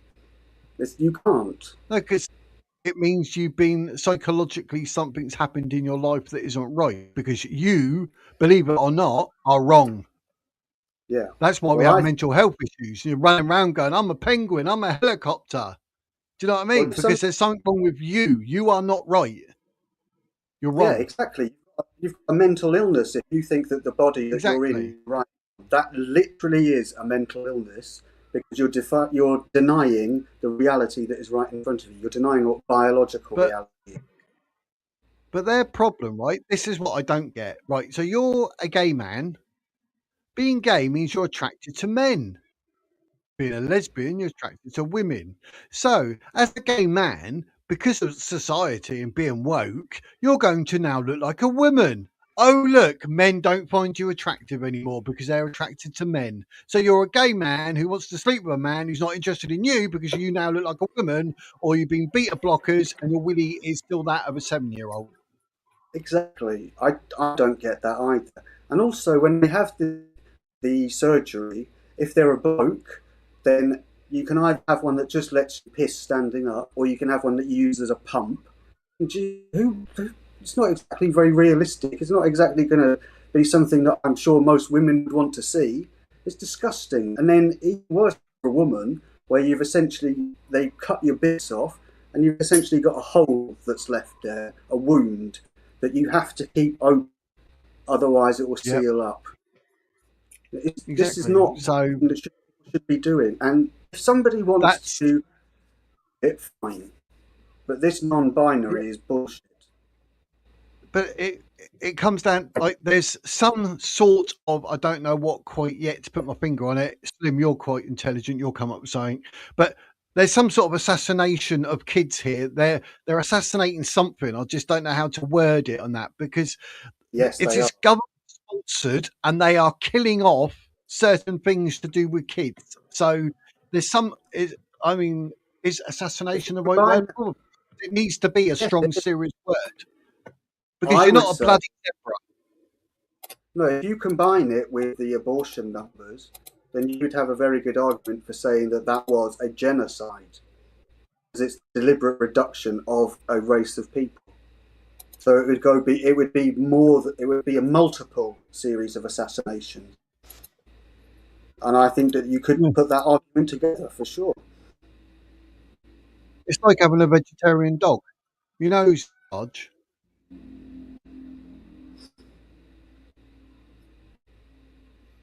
Vegetarian dog. Dear, I would oh like to dear. say and it is pretty much the theme of these people. I think you mentioned that they've got mental health problems, and I think I that have. is one of the common streams through all of these people. See somebody that's willing to, for instance, you get John Wilkes Booth, right? I read up Yeah. about him, he had a lot of grievances. He got hard done by. He got second prize. He won second. Now, if you think about it just in 8 terms, him and his party won second prize, and he thought, I'm doing him in. Yeah. It was pure vindictiveness. It was pure hatred, and it changed nothing. No. And he big speech afterwards as well on the stage. What a garbage. That's I mean, one, isn't it? It's got the drama about it. The fact sneaks in, fires the shot to the back of the head, then gets down into the audience and does a speech on the stage. the gangs, like the gangs in New York. I mean, Yeah, it is like that. that's how I imagined it when I was watching the gangs in New York at the time. Now, these people, they're obviously, and I did mention it earlier, very few of these assassins get away scot free. A lot of them get beaten to death right on the spot. Yeah. They're no clear thinking individuals, because self preservation alone should make them think, wait a minute, where is my escape route? How am I getting away from here? Yeah. There's obviously no clear thinking. If their whole plan involves, I'm going to do that, and they think nothing, no retribution will be dished out on them. And a lot of them actually don't really survive the experience themselves. That's a really good point. And on that point, where do we stand on the JFK assassination? Was it one shooter? Was he a patsy? Because there are lots of stories that there were people there that from various positions had fired and escaped. And that's what made me think of that. As that's yet another popular one that everybody's looked into, I'm going to give you my view of exactly how that happened. Oswald was in a book suppository. Right? He was in a book up in Burn-Place, right? No, it was. I keep hearing people say that, you know what I mean? So I thought I'd add it. He was in a book suppository, and he fired. Bang. No, I know from past experience that I could easily have hit the president for that distance, right? Yeah, I'm sure you've practiced many times. Well, I did, in fact, win target competitions as a boy with air rifles, right? Yeah, with a spud. Well, pre-charged pneumatic air rifles, but pretty much a spud gun, yeah. So I know that I could hit something that big from that far away easily, right? So it wasn't a big feat for Oswald to have done that. In fact, it was something that any marksman would pick up and hold a rifle one-handed and do it, right? At that distance. With that While he's angle. bragging to his pals. That's the sort of shot that is. Now, the shot rang out, pop, the bullet whistled across, passed through somebody, tumbled over and hit Mr.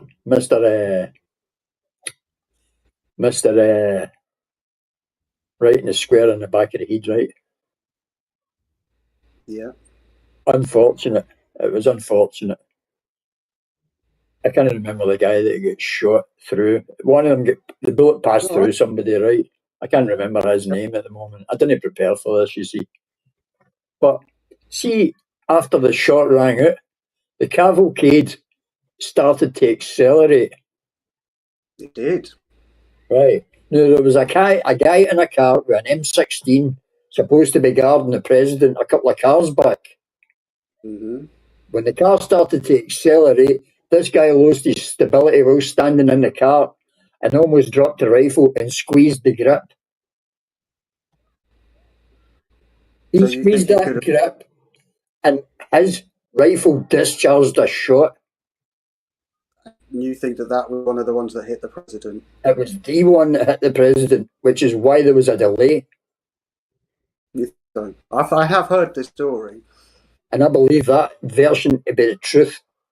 And the reason I do believe it to be the truth is the CIA changed a lot of their procedures and their weapon carrying and loading procedures and such like.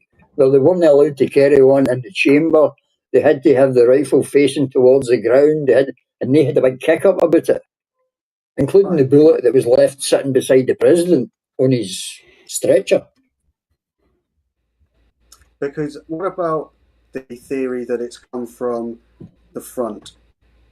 The grassy knoll. Yeah. Because that headshot certainly does look like he gets hit from the front. Well, whether he gets hit for the front or the back, that is a sequence of events that got him killed. Now, we can all see the film, and there's clearly spray travelling in all directions, right? Yeah. But Jackie, actually, after the first shot ran out, she starts to wrestle with him. So you're not sure if that's a reaction to her pulling on him to get him back in the seat to cover him up. Because Jackie Kennedy, being a great wife, actually done her best to cover him. Yes, she did. Yeah, because he got. So she already had her hands on him at that point. So there's a bit of doubt as to whether that motion was caused by her grabbing at him. Yeah, she was a fine, healthy lady. We'll never find out what really happened, but it's one that I do think is a really interesting case, and I certainly don't think that we should dismiss the theory of the grassy knoll, because there is a picture that does look a bit like smoke. There is a film that's from the other angle as well. It's not a very good one.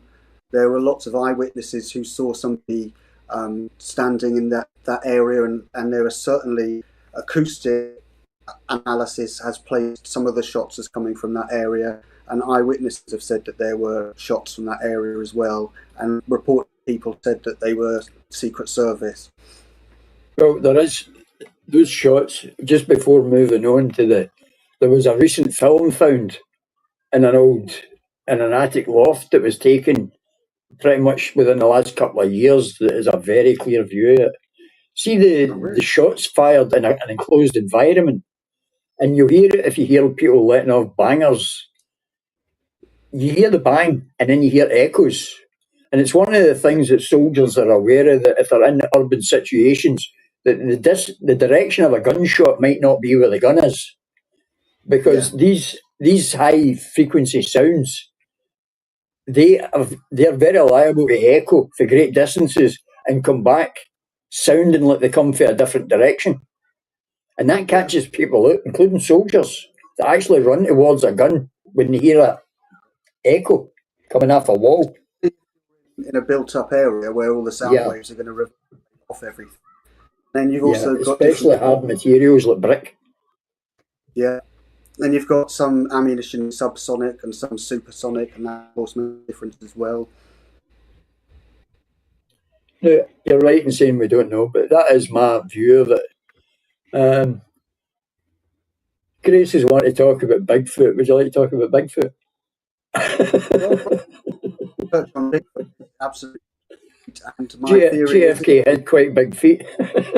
JFK is a Bigfoot. He's not dead. He just lives in the woods. That's my theory. Subway's got the foot longs. Wasn't that Teddy Roosevelt?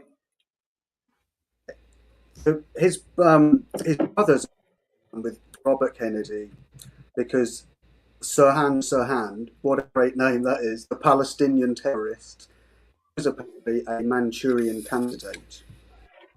And the story with him is that the signal for him to kill was to see a woman wearing a polka dress, which there was a woman seen in that area with a polka dot dress. And I also believe, although I'd have to check about this because I didn't look today, but I'm pretty sure that Sirhan shot him from the front, but the actual wounds are in the back of his head.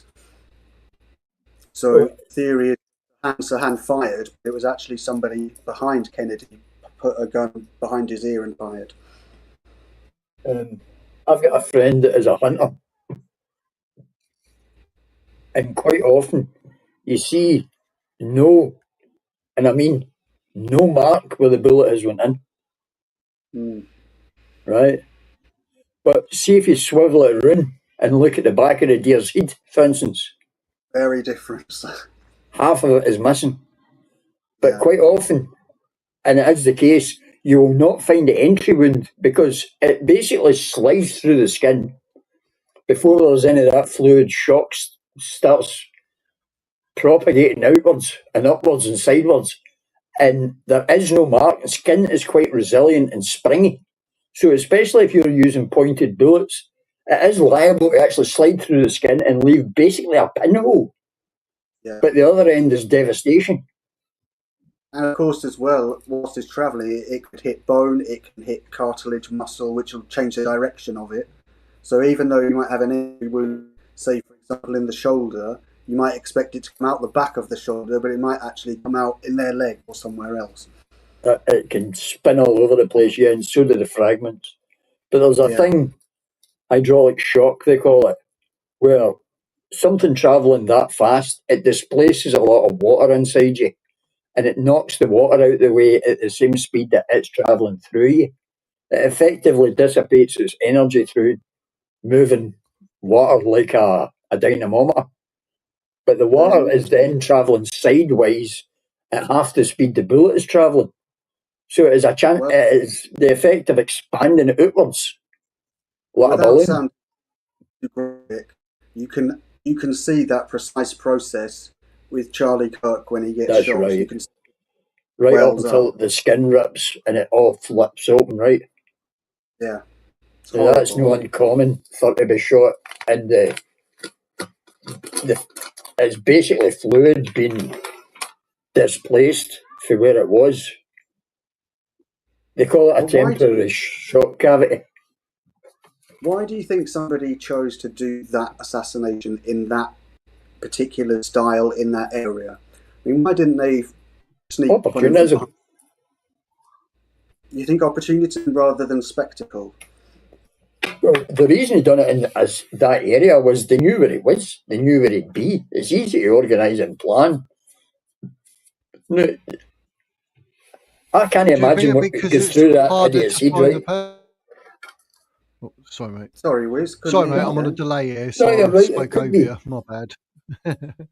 I was just saying. What did I say? I can't remember. Oh yeah, because like if there's a shot fired and that sort of thing, how are you going to know where it is?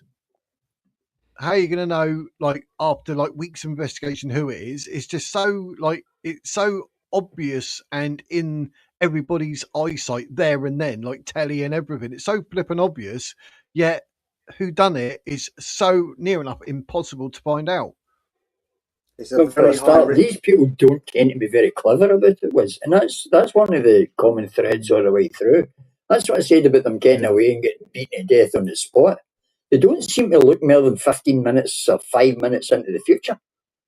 And to me, it's a strange situation where somebody would plan something like that and even have the imagination to say, where do I go after it? Now, that guy did try and make a getaway, right?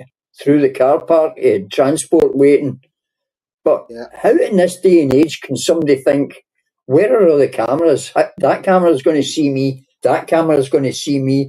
And there's about 19 cameras he had to walk past to get to where he was. That wasn't well planned. None of them picked him up very clearly, though, did they? No, they didn't pick him up very clearly, but they did pick him up all the way, every step of his route back to the car. I think you've got a really good point there about the way that we can surveil people today. I mean, particularly with phones, as well as things like Ring doorbell. The surveillance is everywhere, so it's very difficult to get away with that sort of thing. Do you think that in this situation, do you think that it was Tyler Robinson, or was it a professional hit somebody else?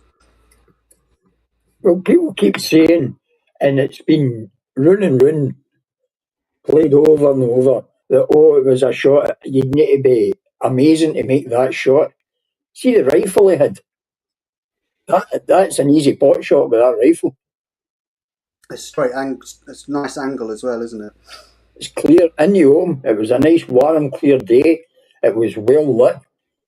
And he had used that rifle. It had been sighted in. So he was aware of any holdover or windage that he's required to actually shoot somebody. And 150 yards is nothing. As I said, I know a hunter. He actually hunts and supplies meat to butchers. Yeah. And he would shoot you in the eye for 400 yards away. It's not whether he would hit you or no, it's whether he'd hit you in the eye for 400 yards. Yeah, that is true. Very true. And we'll just have to wait. The trouble is with the narratives like this, when it looks like everything is sewn up, it makes people think, oh, well, it's too easy, it's too obvious, it must be wrong. At the same time, when also there's a vacuum of information, people fill it with conspiracies. So really, we're not going to know until the trial's finished. But well, Candice is doing a good job on her own, isn't she? Yeah. Oh, she's done. Didn't he have bullets with Brighton on it? He did. The cases had all been scribbled on, yeah. I can't think what it said. So, yeah. But I would have, though, if he really wanted to There kill are pictures of them online, Wizard, if you want to look them up. Yeah, there are. But if he really wanted to kill Charlie Kirk, he could have done it in an easier way. And in a less public way. Well, Charlie Kirk is a person that travelled about the country a lot. And Tyler Robinson was kind of sedentary there. That's what I was saying about it being opportunistic. He knew where he'd be at what time, and he planned for that, because it's simple. Yeah. I mean, all he had to do was wait and shoot. Well, we've got Dylan on here has put, never underestimate Mossad.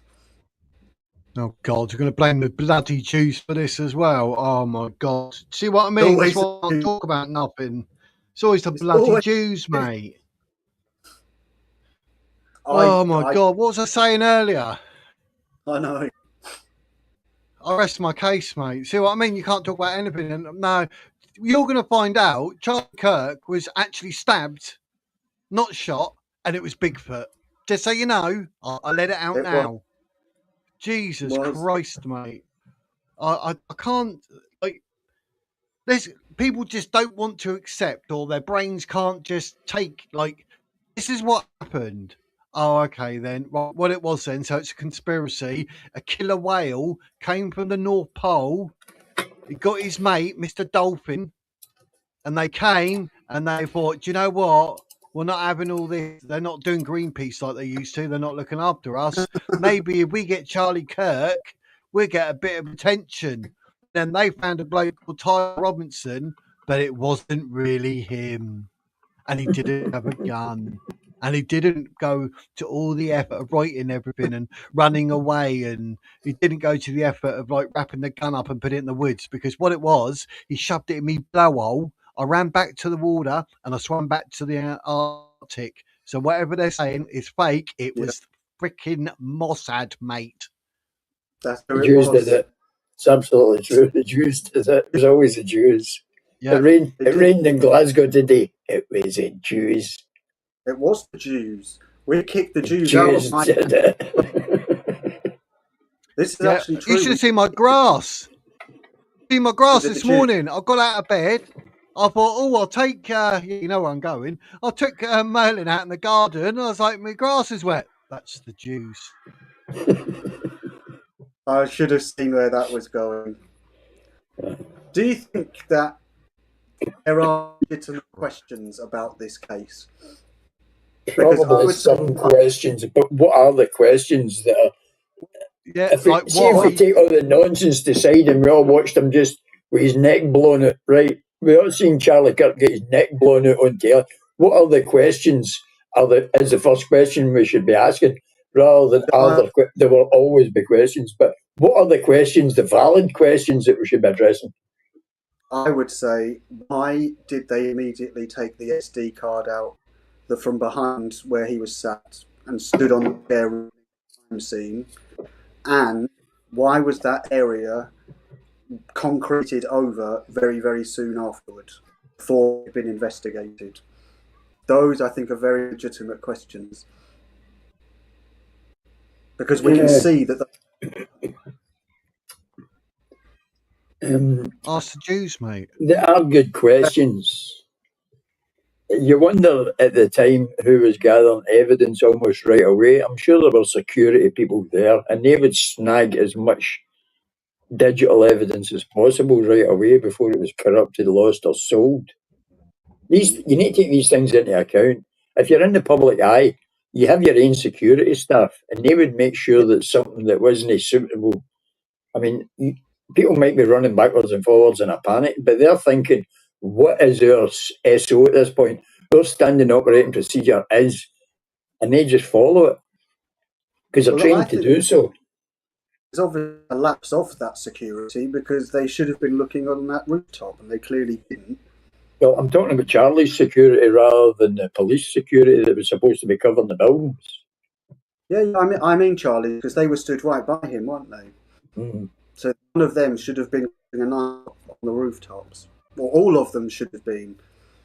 Well, they took it for granted that the police, the state, were covering these things, and they were supposed to be. And apparently there was somebody meant to be on that roof, but they said it was too steep for them. You wonder if it was a DEI hire that climbed up and said, "Oh, was that's Jason dangerous." Jason Arday was there. He is a sniper, you know. He can take someone out on the moon. Yep. I mean, there's that many things that you could criticise and say that was an obvious location where it should have been covered. And apparently the police had detailed somebody to be on that roof. But the person who was supposed to be on that roof stated the roof was too steep for them. Mm. Right? Do you remember that being stated? No, I don't.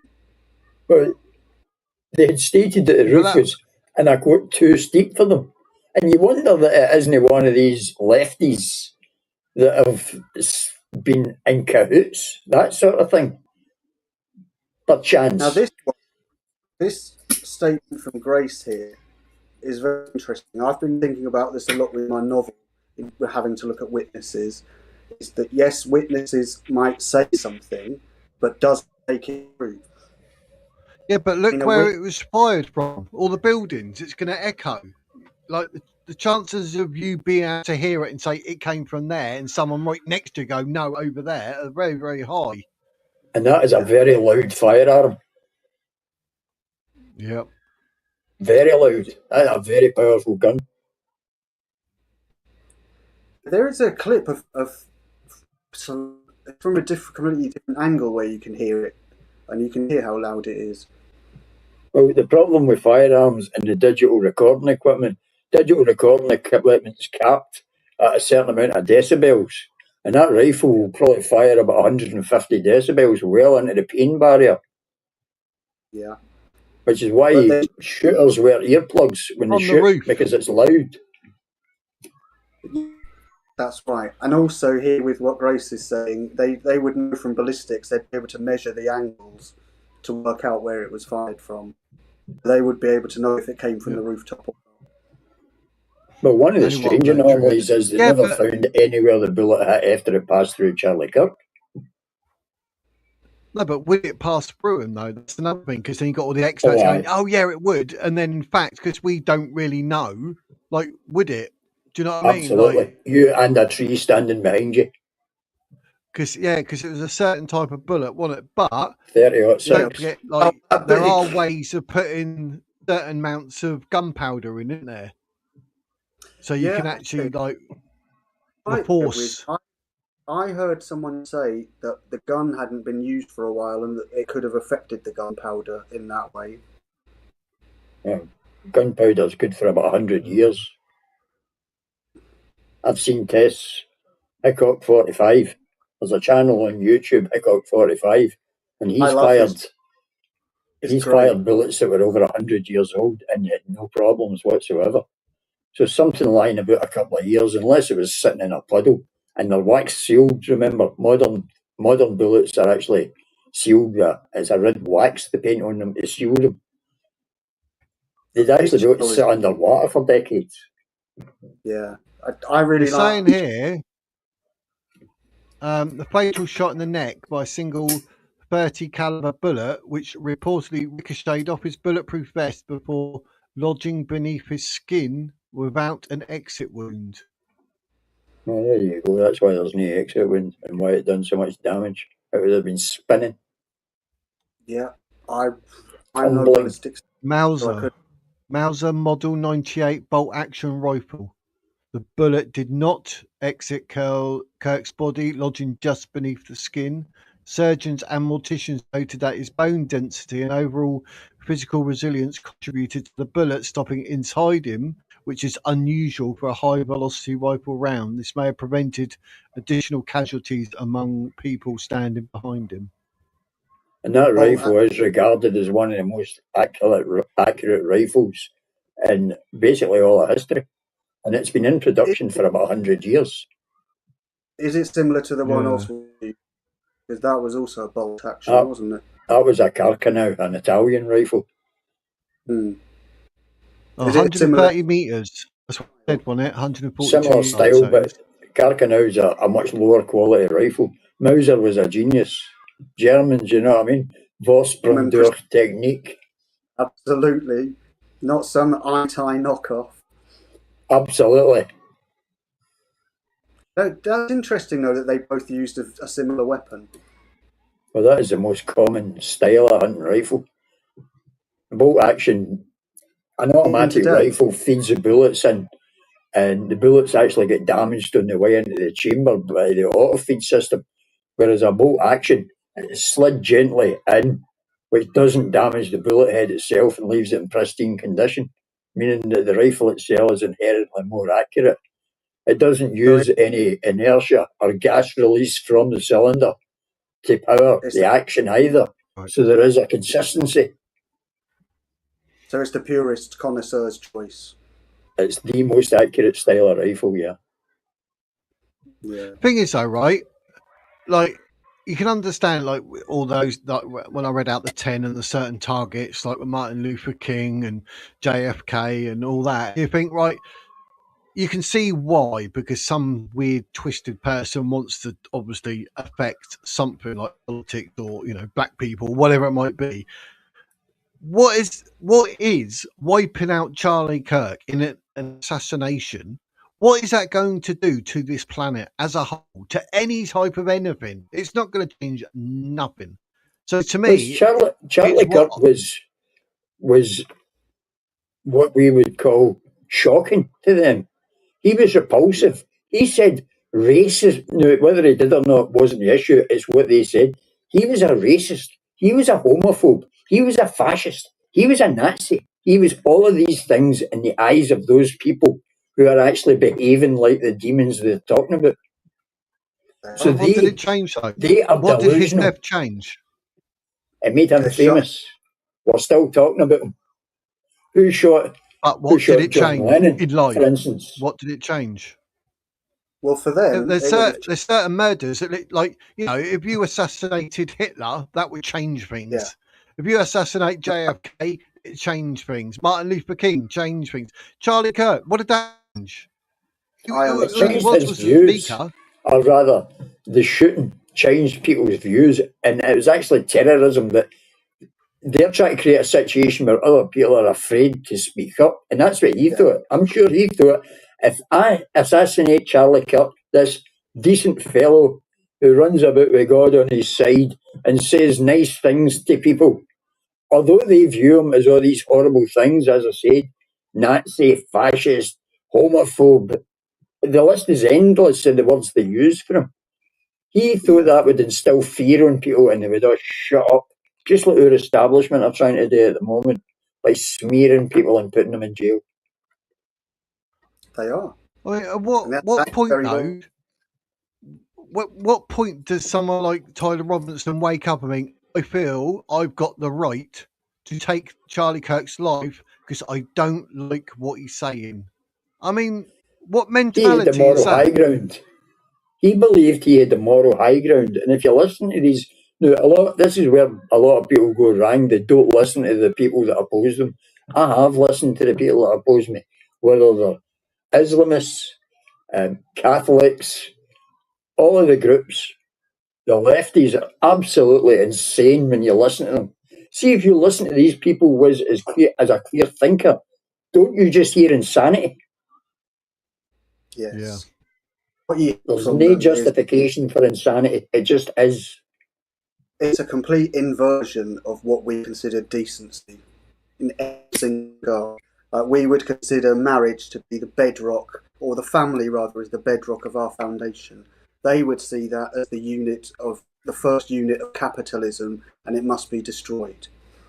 And they're serious Absolutely. about The nuclear family is something that's abhorrent to them. But because see, the to try state. to look for justification and insanity, you could look a lifetime and never find anything that actually But agrees why it. would they? But they believe Why, that they've got the moral high ground and what they're doing is right. That's the scary thing about it. They're doing yeah, and creating these horrors and believe that they're right. you're right. And why would the state give control over to parents who are frequently wrong when the state take control of parenting and the state is always right? That's what they do. Well, they And that's replace what God with the state, haven't they? These people, the communists.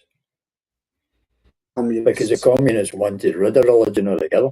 Pretty much they eradicated it in favour of the state. Well, they think they killed 100,000 people, didn't they, in the 20th century? Sorry, 100 million people. The Well, lowest estimate so far is 110 million. But what's 10 million people when you're talking about these sort of figures? They say a well, single death is a tragedy. A million that deaths is just a number. And that is that true. is, yeah. Unfortunately, it's probably killed more people than Islam. Almost certainly. So there's one thing we can say that's good about Islam. It doesn't Killed a kill as lot many more than people. the Nazis did. That is the best thing I can say now about Islam. Yeah, Didn't they're up kill to about 140 million, isn't it? Islam. too many. Far too many. It's crazy. Absolutely crazy. But right, gents, What? that's 2 hours we've been going. Yeah, and I think what is Happy interesting days. is what's said though about assassins is that even though they become infamous, very rarely do they actually get away with it. But how can you be in the history books if you don't get caught? Some people want to be caught because otherwise you can't write a book about someone who doesn't exist. And you can't get your point across if you're trying to make a political point. Like Yeah. the And what's the friendship. point of doing something? So, you know, you want to be famous for doing something, but how can you be that if you don't get caught? So, Which is why I'm slightly suspicious that the Anne Whitaker murder is politically motivated, because he hasn't said. We don't know yet what he's actually said, but it hasn't come forward yet that there's been a political statement behind it, which is what you would expect if that were the case. yeah. But 2 hours is not bad going, is it? Nope. Not bad talkies. Not bad at all. Done. Literally pillar clock. That's crazy how quick that time's gone, though. If you had to pick one, which is your favourite assassination of all time? Favourite assassination? Yeah. I need to hear that a moment's thought.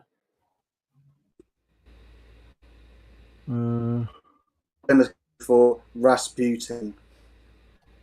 But that was a kind of protracted thing, wasn't it? It wasn't a one-off event. Because he shot, stabbed, poisoned, drowned, beaten. they made sure they did. You forgot strangled. They tried strangling him as well. Yeah, but they weren't doing a very good job of it, were they? So I'm going to go for Rasputin.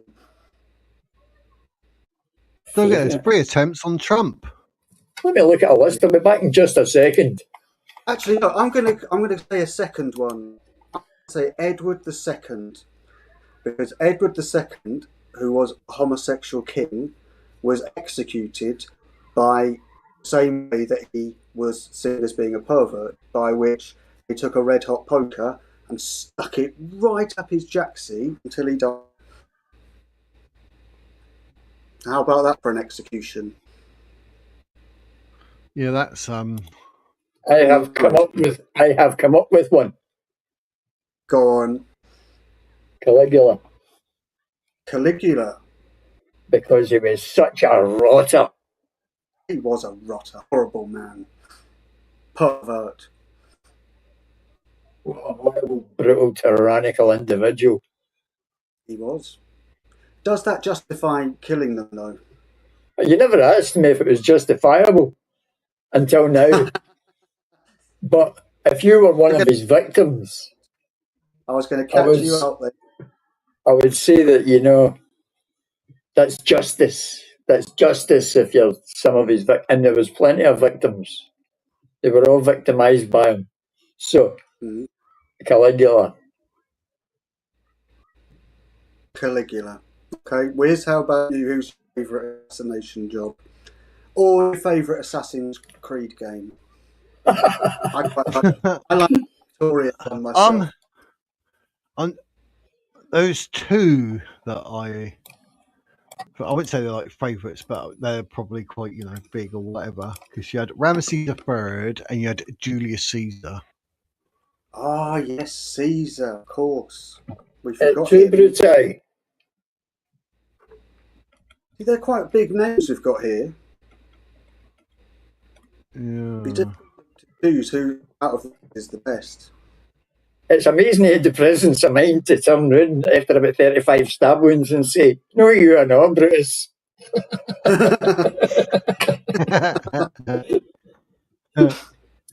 We all know that Carry On film depicted that murder, but actually, they've done quite a good job at it. Carry On always done a good job at it. There's royal assassinations. I didn't know Henry IV of France was stabbed, and I didn't know James I of Scotland was murdered. I didn't know Empress Elizabeth of Austria was stabbed either. Never knew that. Just I was like, oh. There is recently an execution that I kind of looked into for various reasons, and it was Anne Boleyn. And because I found it so sad, I mean, she done nothing right. She was accused of stuff. She was accused of having sex with somebody. Apparently, it was completely untrue. You mean my distant relation, Anne Boleyn? Yes. Yes. That wasn't. It was completely untrue. And one of the things that actually reinforced the fact that she didn't deserve it was Henry hiring that French executioner all the way to Calais and getting him shipped over at huge expense because he felt guilty about it. Horrible. Well, the death itself was pretty swift. He hired basically the best swordsman on the planet to deal with, right? And yeah, well, they were trained to do one. That was the training. One blow. That's it. Well, he was known to be the humane killer, the most humane killer in basically all of the planet. Yeah. This French guy, they paid him a fortune to come over and have one swing. And when he did actually step on the stage, he was known for his distraction tactics. He asked for his sword to be passed to him. And when she turned round to hear his voice, he stepped back and took her head off in one swipe. I didn't know she wasn't actually aware it was happening. She thought he was getting his sword passed up for the audience. Wow, no, I didn't know that. Apporte le pain, he says. Pass the sword.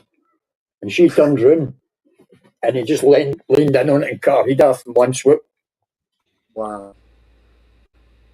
Terrible. No, Wow. but it might be terrible, but the lady did not suffer. It can be rest assured, right? And the fact that Henry had imported him and paid so much money for her execution, he felt guilty about the whole thing. He knew he was doing it for nothing. And that's one of the saddest executions because she'd done nothing. He just wanted rid of her. Yeah, horrible. Absolutely horrible. I'll tell you Well, what, justice. two that are sad, because even to this day, people are just make excuses and we're not allowed to like say anything. Don't forget David Amos, ISIS supporter, Yeah. Joe Cox, extremist. I bet Islam's a religion, a piece of understanding, everyone. Like we're not going to learn our lesson from 2 assassinations. We're not. No. All right? You keep letting in Islamists. They're lovely. And probably the worst assassination or execution, depending on which way you want to look at it, I think any of us have witnessed, is without Rigby. Absolutely shocking. In broad daylight as well. That was a show of peace and understanding, wasn't it? Yeah.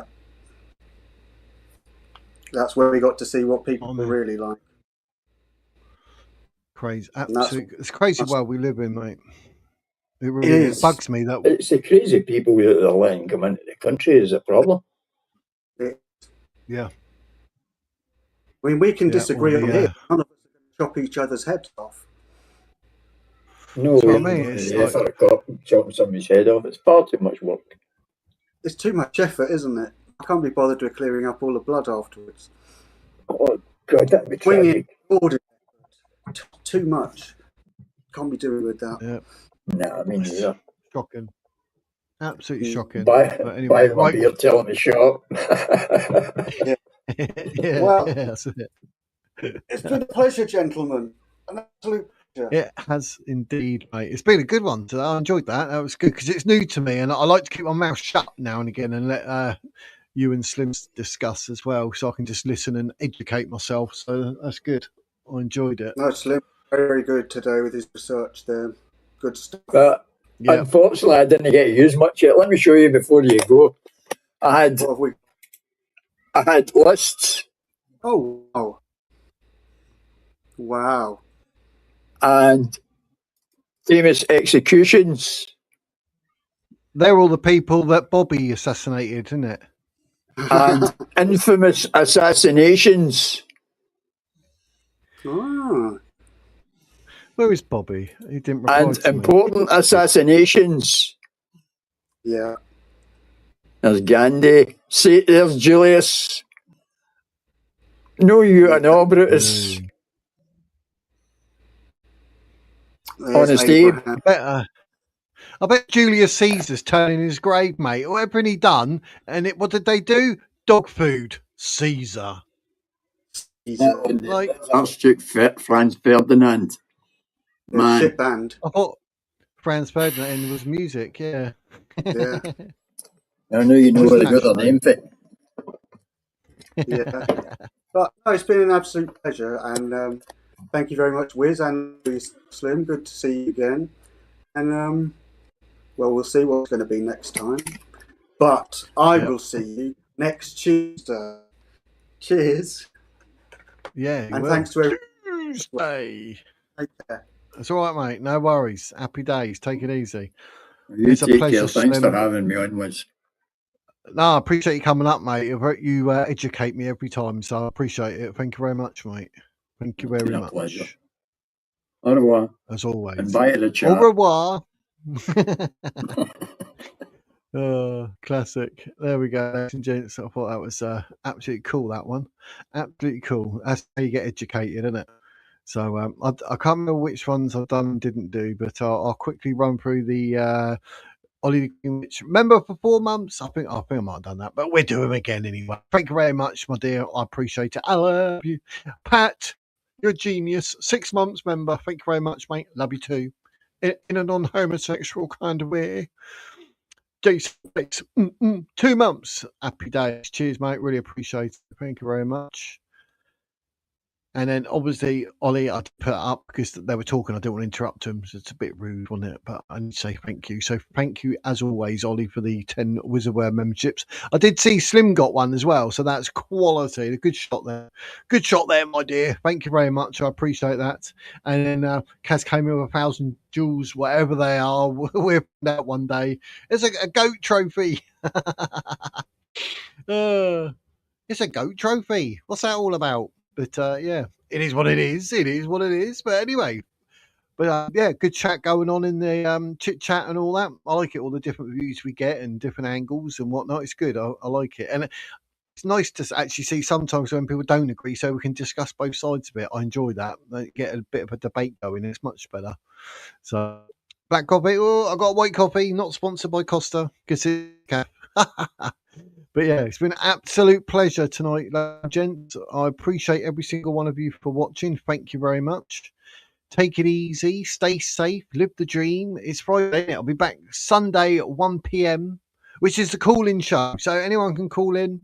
I was trying to arrange with Bobby about what he said and whatever, but maybe I have to do it next Sunday. But this Sunday, it's a call-in. So you talk about whatever you like. I'll think of something to talk about. I'll get it up as well. So make sure you get your notification bell on, ladies and gents. But thank you very much. I love you all. But for now, like I say at the end of every single video, you got to have a pause, builds it up.